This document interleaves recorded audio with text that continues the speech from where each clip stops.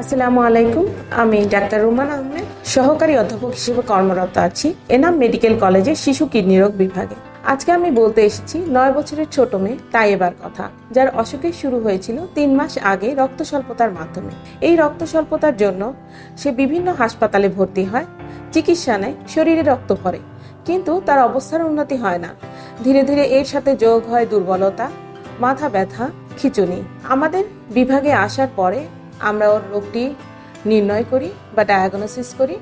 সে দীর্ঘদিন যাবৎ chronic kidney disease বা কিডনি বিকল হওয়া রোগে আক্রান্ত ছিল। এই রোগে শরীরে রক্ত তৈরি হওয়া কমে যায়, তাই রক্ত স্বল্পতা দেখা দেয়, প্রেশার বেড়ে মাথা ব্যথা এবং খিঁচুনি হয়। এনাম মেডিকেল কলেজ হাসপাতালে ভর্তি হওয়ার পর আমরা তাইয়েবার ডায়ালাইসিসের ব্যবস্থা করি। বাচ্চাদের জন্য নির্ধারিত ডায়ালাইসিস লাইন এবং ডায়ালাইজার জোগাড় করে আমরা দ্রুততম সময়ে তাইয়েবার ডায়ালাইসিস দিই।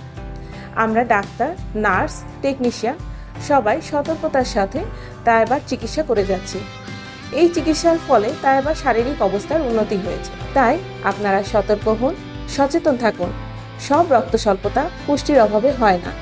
বাচ্চাদের যে কোনো কিডনির সমস্যার জন্য আপনারা দ্রুত শিশু কিডনি রোগ বিশেষজ্ঞের সাথে যোগাযোগ করবেন। এনাম মেডিকেল কলেজ শিশু কিডনি রোগ বিভাগ নিয়ে সবসময় আছে আপনাদের।